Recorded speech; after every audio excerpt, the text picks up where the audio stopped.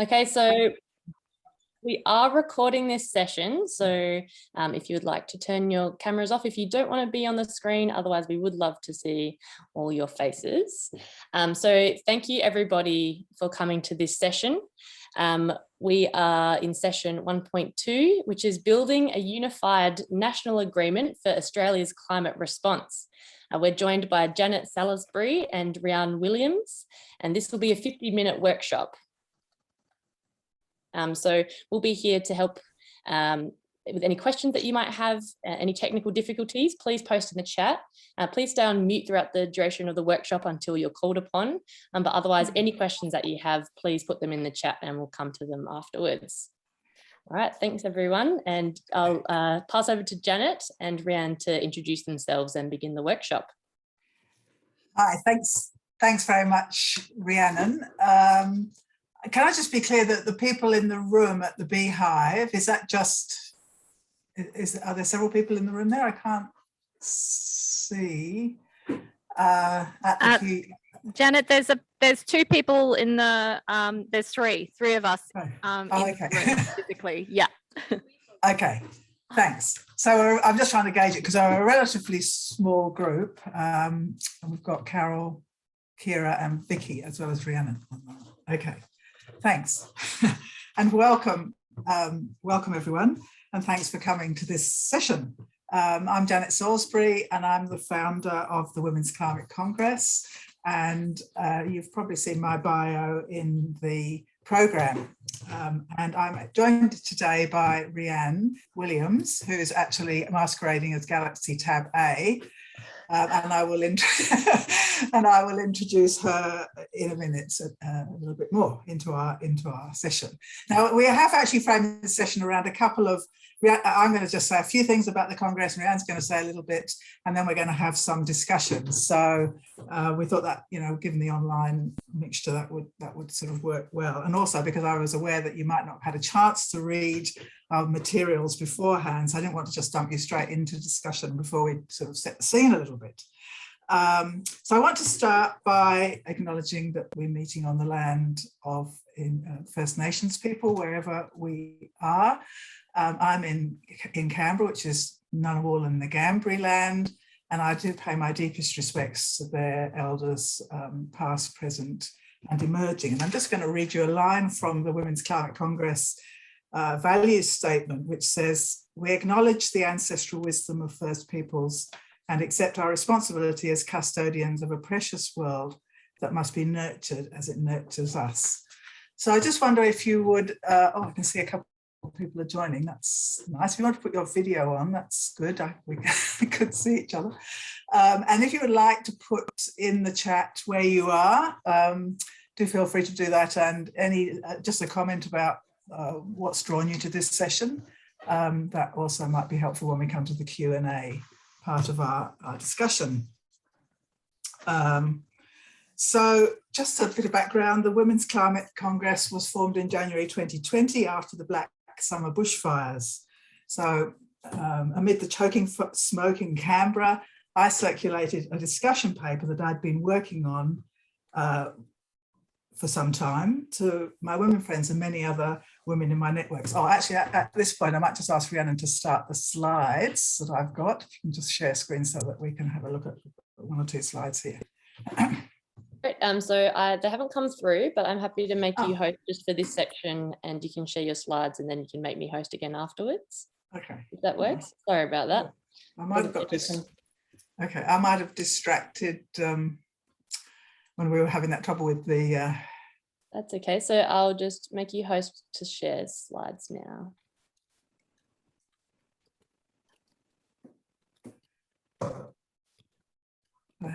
Sorry, because I thought I'd sent them through, I turned them off.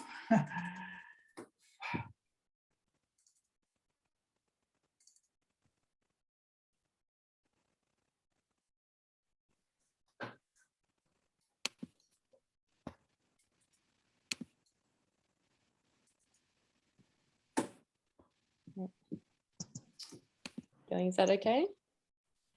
Oh, yeah, sorry, I was just getting to the slides because okay. I Oh, here we go. Actually, they've just Do you have them?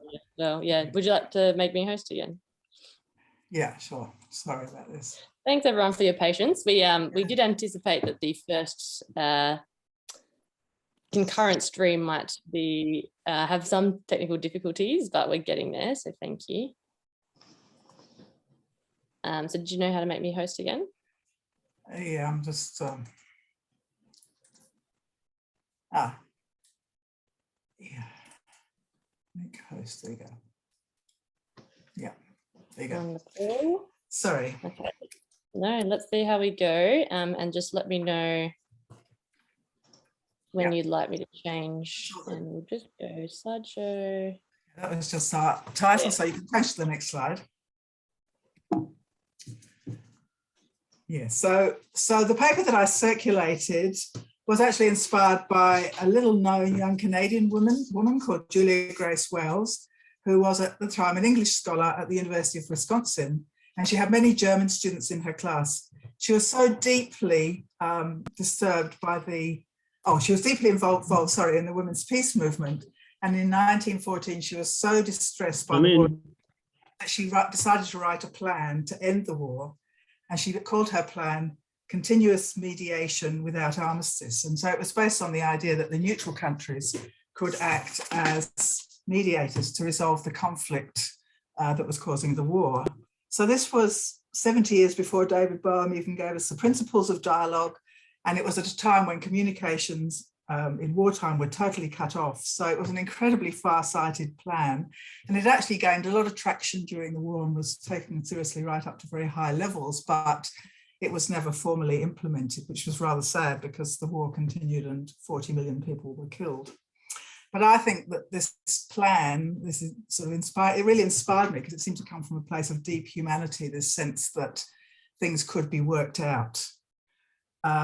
So in my paper, I suggested that this same principle might be able to be applied to climate change, and that we could consider that we were all the beneficiaries of the Industrial Revolution, and in a way we bore some of the responsibility of where we are today. And if we could work together in a collaborative way, then it would be possible to create a national plan that everyone could actually get behind to resolve climate change before we could see the worse effects than we'd already been experiencing during that terrible bushfire summer.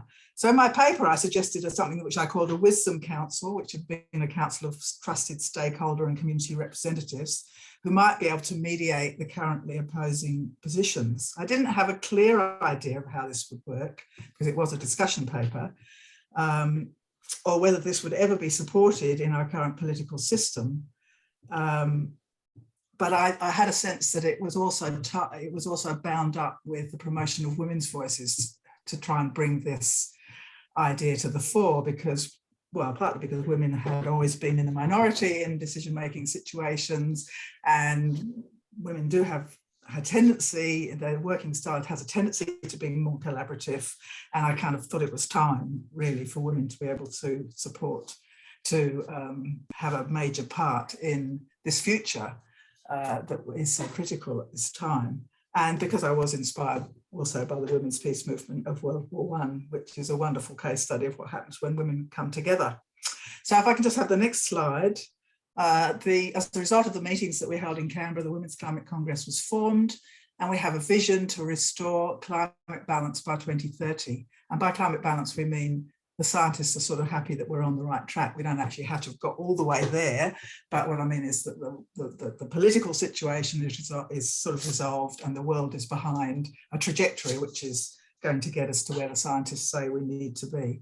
And we say that in this future, women's leadership has helped to turn the tide of political culture away from the polarised discord that we have now towards collaboration and cooperation. And really importantly, central to this is the idea of bringing nurture of life and care for the earth to the centre of government decision making.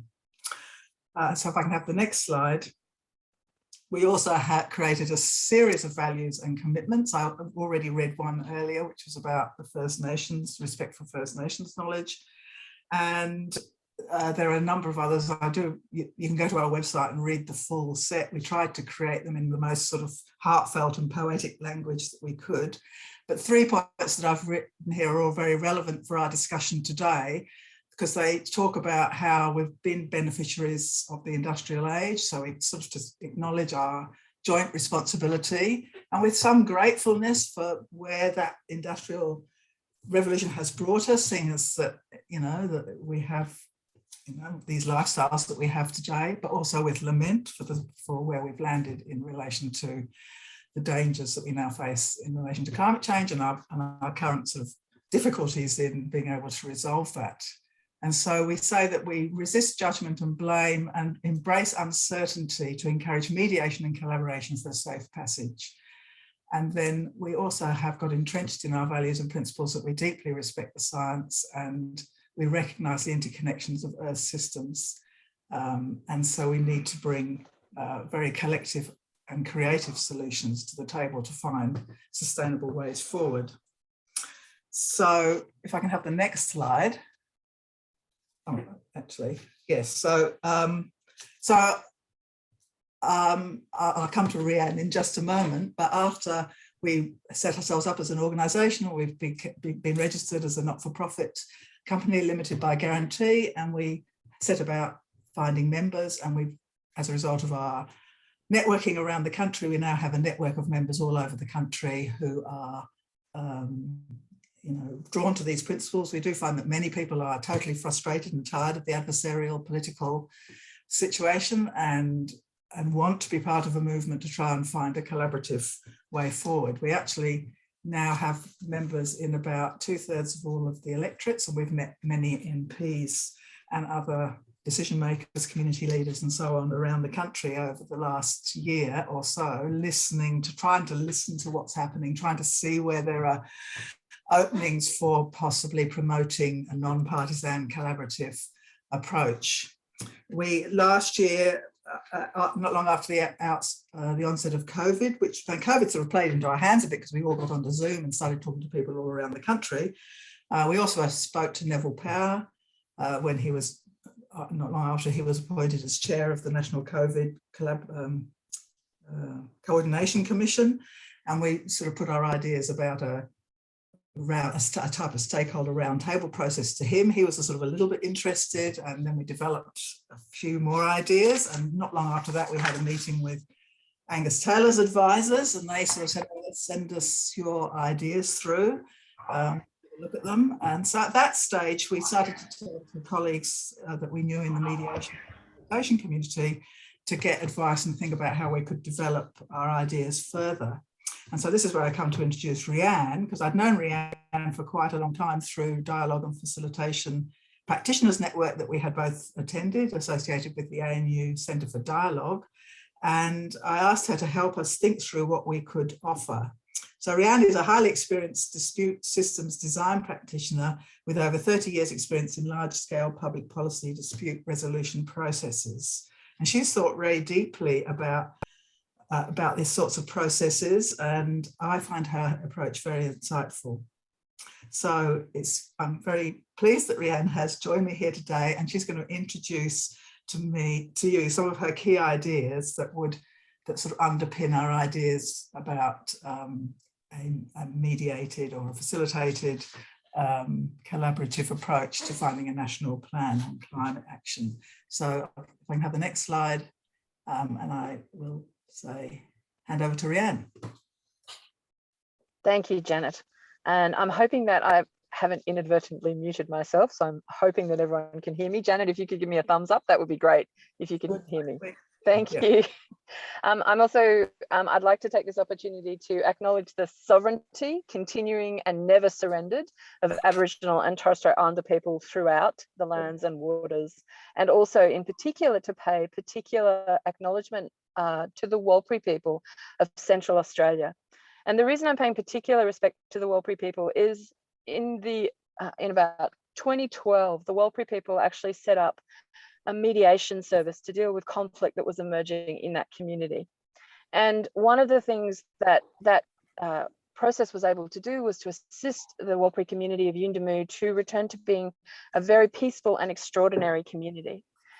But one of the things that happened as a result of that, when you do peacemaking, people think there's no need for peacemaking services to continue. And the program in Yuendamu was potentially facing the loss of its funding. So the Warlpiri people and I worked together to commission the first ever cost-benefit analysis of mediation. And that process, which the research which has been picked up by the Productivity Commission, which has also been cited now internationally, found that for every dollar invested in mediation, actually delivered $4.30 in benefits. And when you look at economic research from the World Bank, the IMF and others, if you're getting a return over $2 or £2 or two whatever in relation to the quantum of cost that you're investing, it is considered an outstanding return on investment. So one of the critical things that I was thinking about in relation to talking today about this process is it's really important to understand the process, but it's also really important to understand that investing in these processes actually delivers significant return on that investment and delivers outcomes that are truly transformative, that don't cost more, and that actually offer extraordinary ways of addressing problems, sometimes that we don't even necessarily realize that we have. So if I could just ask that we could go to the next slide, which you're going to see is a pretty stock standard MRI machine. And we're going to come back to this at the end, and hopefully I will have taken you on a journey and you're going to look at this in a completely different way. So now if we can go to the next slide, I want you to imagine, those of you who are in Brisbane, I'm assuming it's probably warmer than where I am, which is just over the border from Canberra. I want you to imagine it's an incredibly hot day. And on that incredibly hot day, there are two people arguing over who should have an orange. These two people live in a house. One person thinks they do all the work around the house. The other person thinks they do everything in the garden. And they actually ask you what you would do. You don't have a claim on or a stake in the orange, so you provide them with your advice. Now, if you're like the thousands of people who have answered this question over the years, probably for many of you, what you're doing is deciding to cut the orange in half. If you do that, if you cut the orange in half, one person is going to go away and juice their half of the orange because they're thirsty and they want a drink. But the other person is going to go away and grate their half of the orange peel because they're making a celebration birthday cake for their best friend and they need the orange zest for the cake. What you got was a substantive decision. You got an outcome, but it wasn't an outcome that actually met the needs of the people. And one of the challenges in terms of thinking about processes in general is that we are very focused on achieving outcomes. And we tend to think of, well, the process is just got to get people together and then someone can tell them what to do.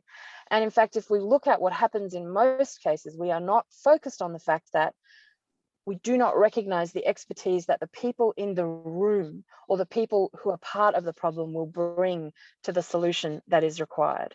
And so often what happens is we cut the orange in half on the basis of the needs of whoever is the loudest voice, whoever has the greatest influence, perhaps with government, or because what we perceive as being what is needed rather than necessarily what is actually needed. So if we go to the next slide, you'll see that there's a little yellow triangle. And this identifies that when we're thinking about processes to manage moving forward, including mediation processes, there are three interdependent needs that we have to pay attention to. And if we move to the next slide, we can see that those three needs are procedural, relational, and substantive. So the substantive need is what is being negotiated. And that can be about knowledge, it can be about expertise, it can be about experience, opinions, it can be actually a tangible thing such as an asset like an orange, or it can be an intangible thing like respect. But when we look at what people also bring to a particular negotiation, they have procedural needs. That relates to how the process is managed. So in order for a process to be effective, it needs to be inclusive, it needs to be fair, it needs to allow enough time, it needs to be rigorous, it needs to be transparent, it needs to be timely, it needs to be coordinated, and it needs to include time for preparation and reflection. And very often when we think about processes, so we're coming up to Christmas, and one of the things that I love looking at just before Christmas, the number of major items that government will decide to dump for consultation ahead of the Christmas period. when many people will be on holidays, and so the government can say, yes, we've put it out for consultation, but in fact the opportunity for people to participate in that is probably it's at a time when it's extraordinarily busy. So if we think about that as a process, that process is not necessarily fair because it doesn't allow enough time. It's also not necessarily including time for people to prepare and reflect, and often the time frame has been determined by one stakeholder, i.e. government. If we look at the other need on the other side of the triangle that people have is the relational need, which is how people are connected to each other. And that reflects the need that people have to be acknowledged, to be listened to be respected, and that the intervention that happens does no harm to the relationship. And that there are social and structural and systemic relationships that people have. So if we go back to our orange example, we can stay on this slide, but if we go back to the orange example, we can see that we met what we thought were the substantive needs. That is, we cut the orange in half. That, for those of us who made that decision, for those of us who made that decision to cut the orange in half, we saw that what people needed was a fair share of that orange, and that what that fair share would be was if they had half. Whereas in fact, if we had had a process which was inclusive of those people and had started by asking them what they needed, we would have been able to identify that they each needed separate things, that their needs were not in competition, and that it was possible to achieve a substantive outcome that gave both of them 100% of what they needed. And in doing that, that would have actually paid attention to the relational needs between those two people. They're going to walk away from that exchange of having the orange cut in half, feeling quite dissatisfied. I got half of what I needed, but I could have got all of what I'd needed if only we'd spoken to one another. And one of the things that tends to happen in processes that are put in play is that people compete to lobby the decision maker for a decision that is favorable to their perception of their needs, because they're never brought into relationship with the other stakeholders and required to work out how they will ensure that the solution is accountable to the range of needs that all the stakeholders are bringing. And if we look particularly, say, in relation to managing climate change, one of the things that is really clearly at play in Australia is that the process of looking at the environment as the orange, for example, we have, particularly say through the National Party, a key focus on particular interest groups and the sense that, nope, nothing can be done that in any way jeopardizes those interest groups, whether that's farming or whether that's mining. And the thing that actually does is it creates this artificial conflict between groups, rather than necessarily saying, okay, what are the particular needs, and are there ways that we can be innovative when we bring those stakeholders together that allows them to explore ways that they might actually be able to meet those needs once they identify what those underlying commonalities are. If we go to the next slide, we can see that when we don't pay attention to the procedural issues, that in fact, if we're not paying attention to the procedural issues and the procedural needs that people bring, that will create relational issues. And if we have relational and procedural issues, then it's likely that people will not have confidence in any substantive outcome that is achieved. One of my favorite examples that illustrates this is actually hearing a judge talk about when he was very first appointed as a judge, and this was in the United States. A dry cleaner was he was in the small claims court, and the dry cleaner in the court, it was alleged that he had ruined the dress of a woman. At the end of the dry cleaner's opening remarks, it became obvious to the judge that the dry cleaner in the court was not actually the dry cleaner who had ruined the dress, so he dismissed the case. At which point the dry cleaner jumped up and said, no, I want someone to listen to the hell that this woman has put me through for the last 12 months. So even though substantively he had the outcome that, he'd won, it was a total win for him, the relational needs, the opportunity to explore how that had impacted on him wasn't afforded to him within that process, so it did not meet those needs. And if we go to the next slide, we can see that similarly, if we don't pay attention to the relational issues, then that will produce procedural issues. And that once again, that will impact on the ability of all the stakeholders to have confidence in the substantive issues being resolved in a way that is fair. And we can see that very clearly in the way that when we move to the next slide, often the most common response, and this work is drawing on the work of Susan Carpenter, who's written an amazing book called Managing Public Policy Disputes. And she talks about the most common response where there's a problem is for parties to be brought together, and government in this instance, if we think about it, will very quickly come up with a solution. And that solution is then presented, and for some stakeholders, they will see that solution as being quite antithetical to their needs. They've had no involvement in actually speaking to any of the other stakeholders. And in most instances, they will have had no involvement in actually negotiating or informing the government process.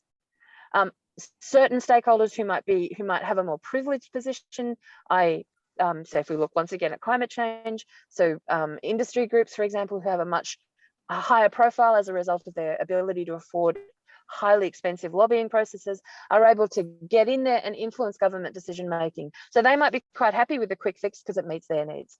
But fundamentally, the majority of other stakeholders are deeply dissatisfied. What we then see is that the next most common response is what, on the next slide, which is what Susan Carpenter calls the Solomon trap, also known as consultation. So the government will actually go out and will seek submissions from a range of different stakeholders.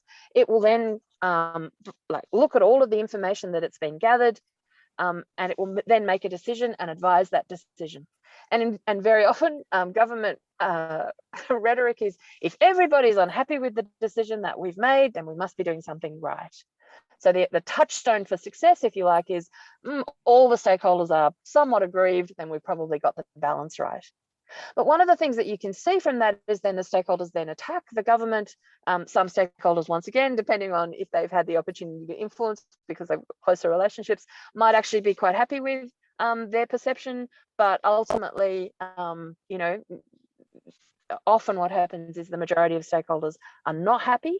But also what's really clear from this diagram is at no point have any of the stakeholders actually been brought together. So if we move to the next slide, what we're coming to now is what Susan Carpenter calls designing a sequence for an alternative approach. And this is the idea that Janet was referring to, that the extraordinary woman had at the end of the First World War during the First World War, about what we need are processes that recognize that we have more in common, and that by coming around the table with one another, by learning from each other, we can actually move these things forward in ways that will deliver solutions that make stakeholders accountable to each other.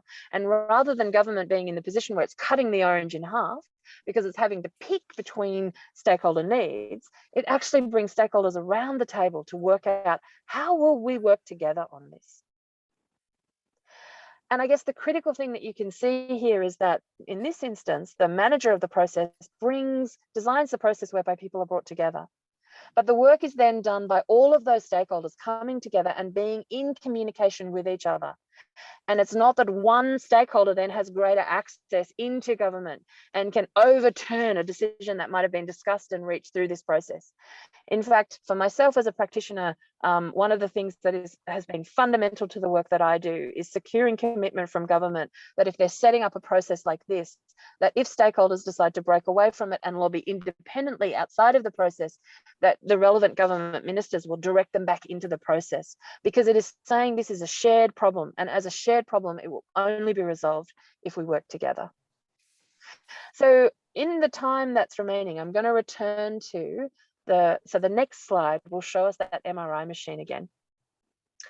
One of the things about an MRI machine, it's an astonishingly expensive piece of equipment that offers extraordinary diagnostic potential.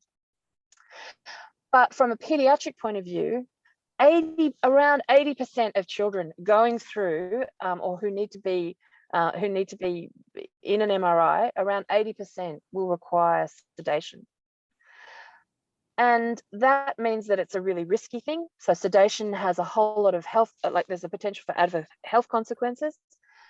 What you tend to do is you try and bring a child in so that to see if they'll go in the MRI machine, but in fact, they don't. So then there's quite a long delay, a bit like the technical challenge we experienced at the beginning of this session. So then that means the patients after them are waiting, and in some cases, the backlog becomes so severe that patients need to be cancelled. And so this expensive piece of equipment, which can cost anywhere up to $8 million, often sits idle for large periods of time because it can't be used because you're negotiating how to get the patients, particularly pediatric patients, in it. If we go to the next slide, so this is, sorry, before we go to the next slide, this is a substantive thing. This is the what of what needs to be negotiated. But when we have a process that considers the emotional and procedural needs, we get something really different. And that's this last slide. So this last slide shows us an MRI machine that has been designed as an underwater adventure. So when children are considering the fact that, oh, I've got to have an MRI, they're told that, oh, you're going on an adventure. It's really important to stay still so that the pirates don't find you. And as a result of considering the emotional and procedural needs of the children going through that, the substantive quality of what's being delivered hasn't changed, but the experience has changed. And as a result of that, the sedation rate drops from 80 to 10%. Which suddenly means that instead of the machine sitting idle around 70% of the time, it's more efficiently being used. There are extraordinary health outcomes and health benefits as a result of children not being sedated and also getting access to treatment more quickly. The reason I brought this in, and I'll conclude with this, is because this is what happens when you start to think about there are big substantive problems that we have to face. But when we bring everybody together around the table, when we consider the range of needs, then we're able to design something that is truly transformative, and that then delivers significant economic benefits. And going back to the experience of the Warlpiri people, we know that building a mediation process will not only deliver the transformative outcomes that we need in a timely way in relation to climate change, that doing that is an extraordinarily sensible economic investment in and of itself. So thank you. I will now hand back to Janet and over to you to see if there are any particular questions. Okay, I'll have the next slide, please, Rhiannon. And I'm just going to very quickly come back. Thank you. I come back to the Women's Climate Congress and how we took these ideas. And last year we developed this paper that I've just put in the cover here on the first page.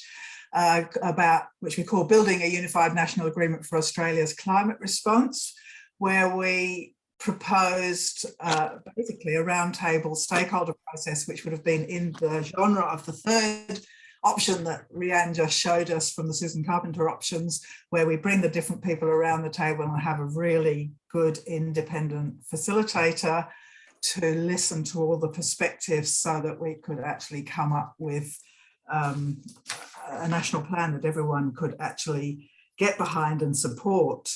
And we sort of tried to sort of frame it up in a way that it would be attractive to governments. I mean, we were not trying to point the finger at anyone in particular. We were just saying this is a process to get all of the government and the opposition and everyone out of what is in actual fact a really tricky situation where some of them may feel they've got their backs to the wall, and come together to work out what needs to happen. So we framed up this proposal around Rhiannon's ideas that she's just explained to us. And if I can have the next slide.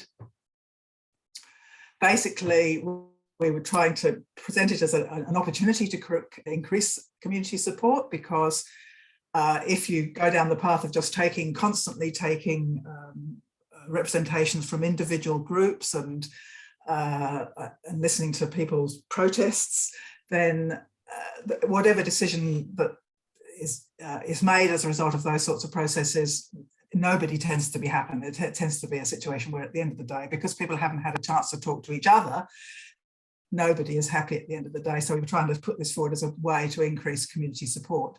And we also were promoting it as a way of moving from these individual representations, which just lead to more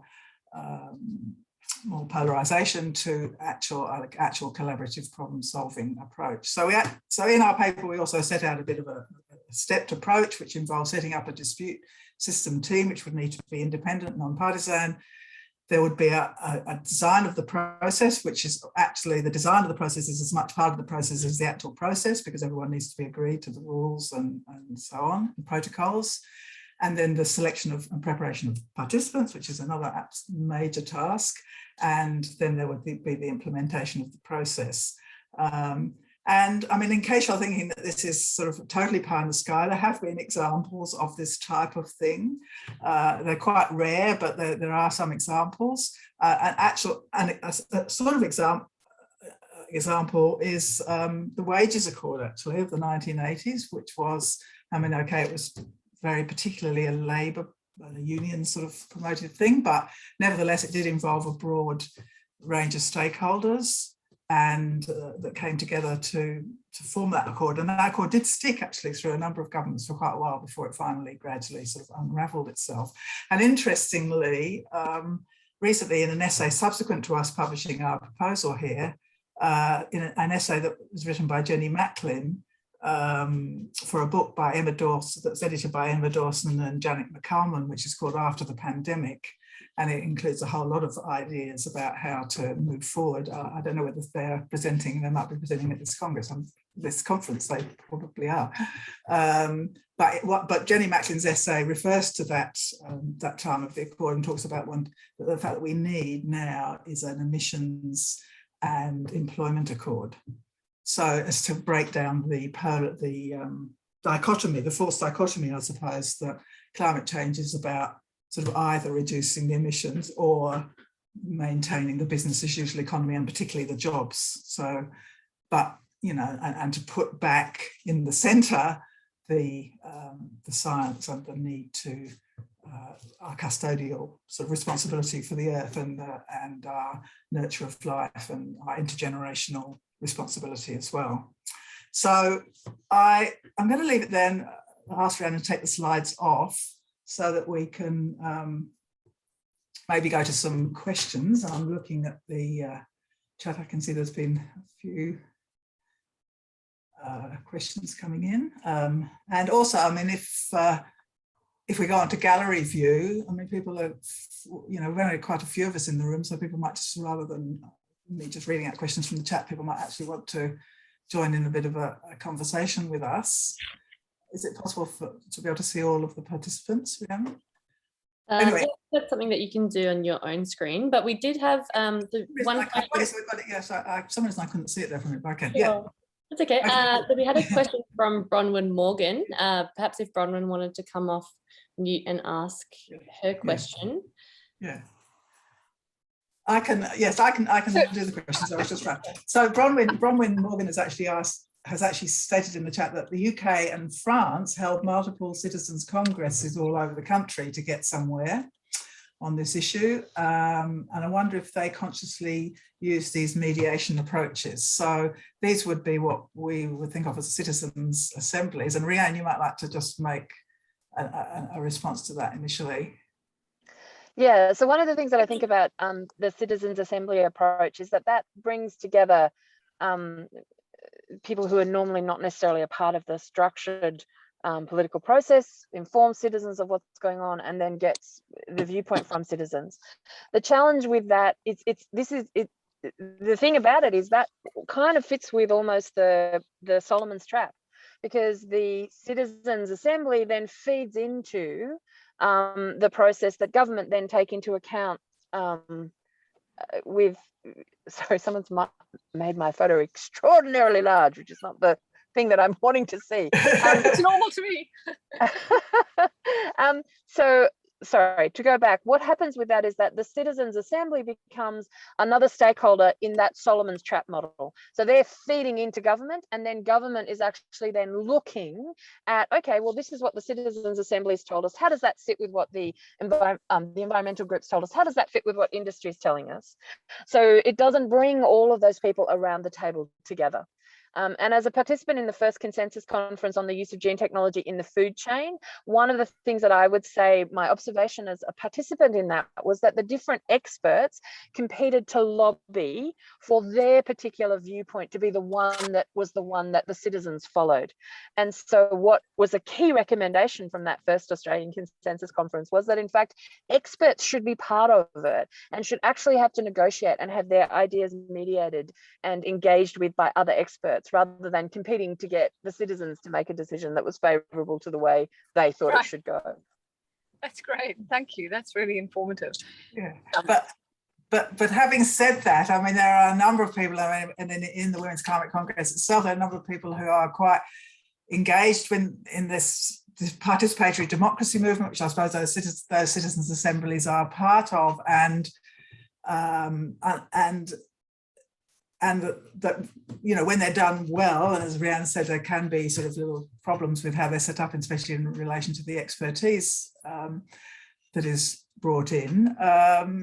They are, you know, they are a really good thing, and that you know, better than not having any citizen engagement at all, and it's sort of increasing the voice of participants, thinking that that everybody is bringing something to the table, and that they have their place. I suppose we thought that because of the high level policy making framework for climate change and the incredible difficulties of finding a way through the, you know, the fossil fuel lobby, the jobs, the mining jobs, all of the sort of the things that are causing the polarizations, that a process, a higher level process, if you like, might be needed at that level, and that citizens' assemblies, you know, they're really useful for maybe local, more local areas. Can I clarify? I'm not opposed to citizens' assemblies. But what I would say is that the problem with the Citizens' Assembly is that if you look at that Solomon's trap model, then the Citizens' Assembly becomes one stakeholder that's feeding into government.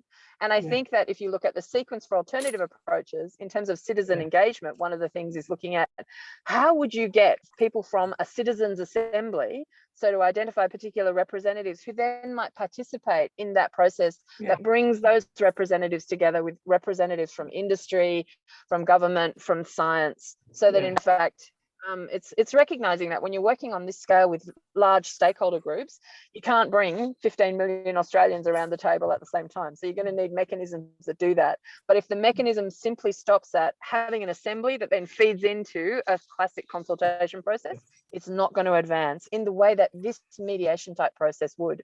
And just a really quick example so in terms of my own practice, I worked on water allocation mediation, which was one of the most contentious areas. And I did the first water allocation under the National Water Initiative in relation to forestry, which had never previously been included. And one of the things that happened in relation to that, in this particular area, there were independents who'd been elected. When people didn't like the outcome, they would lobby the minister, and the minister would overturn decisions. And bad outcomes were being achieved from the government, for the environment. Then the Natural Catchment Management Board decided that they would bring together a mediation process. As a result of that mediation process, the first commitment that was secured was that the government would not play favourites. It would set up this process, it would bring stakeholders together around the table, and it would require the stakeholders to meet with and negotiate with one another. And as a result of that, the stakeholders were like, oh, we just want the government to give us what we want. But in fact, they had to stay in conversation with each other. And at the end, for the first time, a group that had previously not participated in water allocation was required to be part of it, which meant that it also had to bear the pain of sharing a limited resource rather than consuming that limited resource, which previously it had been able to do without any accountability. So mechanisms that make stakeholders accountable to each other are what's essential in this. And can I just say, Bronwyn, I'm pleased that someone else is in their car as well. So I did see. I have my little privacy screen. I know. I so wanted to actually be there, but instead I'm banned from the border. But yeah, it's great. I'm not sure quite how many of the other people who don't have their videos on are sort of engaged. We've got a couple of comments and introductions from people in the chat, but I would say one of the things that's really challenged us that anybody might like to comment on in relation to this whole idea in the Women's Climate Congress is how do we create a culture, I suppose, that in which this type of process might be seen as the way to go. Now, it has been quite challenging because, there's certainly the government culture that we have at the moment seems to be far, far removed from, wanting to sort of go down this path. And I suppose we spent a lot of time over the last 12 months or more just trying to build relationships. I mentioned earlier that we've met with a lot of members of parliament. We've also particularly tried to meet with women members of parliament, and we've been trying to focus on what maybe women can bring to the table to try and create a more collaborative environment whereby a process like this might be seen more favourably by the government as a way to go forward. And one of the proposals that we make consistently when we meet with members of Parliament is the idea that wondering that we have whether in Australia we could have something called something like a women's caucus, which in the American Congress, there is something called the Women's Caucus, which is a bipartisan grouping of women who come together when there are issues of common concern among women. And they have shepherded a number of pieces of legislation through the American Congress over the years, particularly in relation to women's health issues and some workplace issues. And there's never been any, well, there has been one example of that happening in Australia as a bit of a one-off, which was around the RU480 legislation, the morning after pill, which had been banned in Australia for a long time, and finally the women parliamentarians all got together in a bipartisan, multi-partisan way and managed to get that legislation through. So we wonder what the potential is for a women's caucus here. We didn't have much traction at all last year, but this year, subsequent to the March for Justice, and a sort of a new realization about how much women are fitting into a kind of a patriarchal system which doesn't suit their ways, there has been sort of more interest in that idea. Although I won't say it's, you know, like it's taking off like a rocket or anything, but there's sort of a glimmer of interest in that. And we wonder whether women then might be the vehicle to promote this sort of non-partisan collaborative sort of idea, because, and that's what we were hoping that we might hear from some of the participants here, how whether they have any experience out there in the real world or in getting these types of processes accepted in any other sort of context, or any advice on how we might sort of pitch the idea in a way that could lead to the government thinking, well, actually, this is a way out of